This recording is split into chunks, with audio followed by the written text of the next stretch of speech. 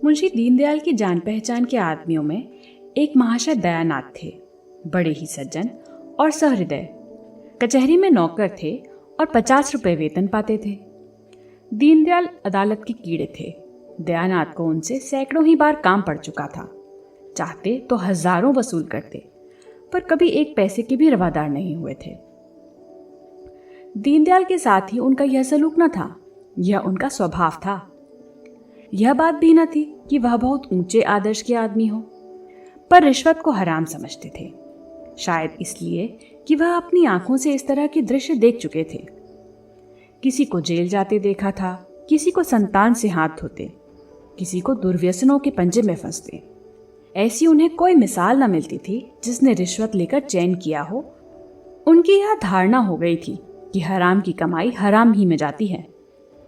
यह बात वह कभी न भूलते।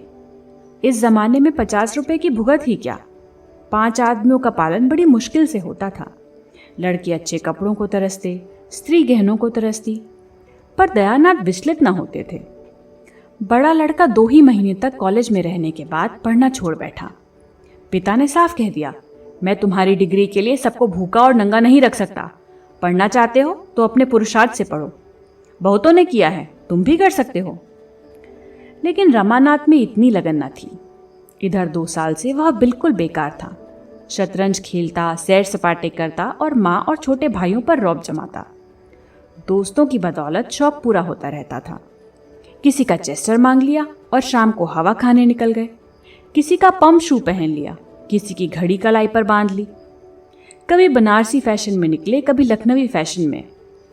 10 मित्रों ने एक एक कपड़ा मनवा लिया तो 10 सूट बदलने का उपाय हो गया।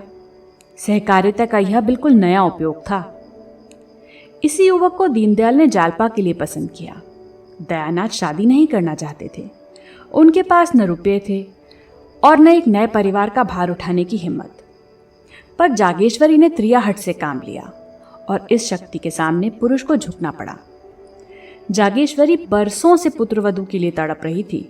जो उसके सामने बहुएं बनकर आईं, वे आज पोते खिला रही हैं। फिर इस दुखिया को कैसे धैर्य होता? वह कुछ कुछ निराश हो चली थी। ईश्वर से मनाती थी कि कहीं से बात आए। दीनदयाल ने संदेशा भेजा तो उसको आंख सी मिल गई। अगर कहीं यह शिकार हाथ से निकल गया तो फिर न जाने कितने दिनों और राह देखनी पड़े। कोई यहां क्यों आने लगा? न धन ही है न जायदाद। लड़के पर कौन रिश्ता है? लोग तो धन देखते हैं। इसलिए उसने इस अवसर पर सारी शक्ति लगा दी और उसकी विजय हुई। दयानाथ ने कहा, भाई तुम जानो, तुम्हारा काम जाने, मुझ में समाई नहीं है। जो आदमी अपने पेट की फिक्र नहीं कर सकता उसका विवाह करना मुझे तो अधर्म सा मालूम होता है। फिर रुपए की भी तो फिक्र है। 1000 तो टीम टाम के लिए चाहिए, जोड़े और गहनों के लिए अलग। ना बाबा, यह बोझ मेरे मन का नहीं। जागेश्वरी पर इन दलीलों का कोई असर ना हुआ। बोली, वह भी तो कुछ देगा। मैं उससे मांगने तो जाऊंगा नहीं। तुम्हारे मांगने की जरूरत ही ना पड़ेगी, वह खुद ही देंगे। लड़की के ब्याह में पैसे का मुंह कोई नहीं देखता। हाँ, मकदूर चाहिए। सो दीनदयाल पौढ़े आदमी हैं और फिर यही एक संतान है, बचाकर रखेंगे तो किसके लिए? दयानाथ को अब कोई बात न सूझी। केवल यही कहा, वह चाहे लाख दे दें चाहे 1 न दें, मैं न कहूंगा कि दो, न कहूंगा कि मत दो। कर्ज मैं लेना नहीं चाहता और लूं तो दूंगा किसके घर से?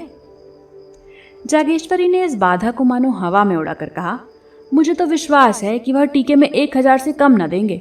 तुम्हारे टीम टाम के लिए इतना बहुत है। गहनों का प्रबंध किसी सर्राफ से कर लेना। टीके में 1000 देंगे तो क्या द्वार पर भी 1000 न देंगे? वही रुपए सर्राफ को दे देना। 200-400 बाकी रहे, वह धीरे धीरे चुक जाएंगे। बच्चा के लिए कोई ना कोई द्वार खुलेगा ही। दयानाथ ने उपेक्षा भाव से कहा, खुल चुका। जिसे शतरंज और सैर सपाटे से फुर्सत न मिले उसे सभी द्वार बंद मिलेंगे। जागेश्वरी को अपने विवाह की बात याद आई। दयानाथ भी तो गुलछर्रे उड़ाते थे, लेकिन उसके आते ही उन्हें 4 पैसे कमाने की फिक्र कैसी सिर पर सवार हो गई थी। साल भर भी न बीतने पाया था कि नौकर हो गए। बोली, बहू आ जाएगी तो उसकी आंखें भी खुलेंगी, देख लेना। अपनी बात याद करो, जब तक गले में जुआ नहीं पड़ा है तभी तक यह कुलेले हैं। जुआ पड़ा और सारा नशा हिरन हुआ। निकम्मों को राह पर लाने का इससे बढ़कर और कोई उपाय ही नहीं। जब दयानाथ परास्त हो जाते थे तो अखबार पढ़ने लगते थे। अपनी हार को छिपाने का उनके पास यही संकेत था।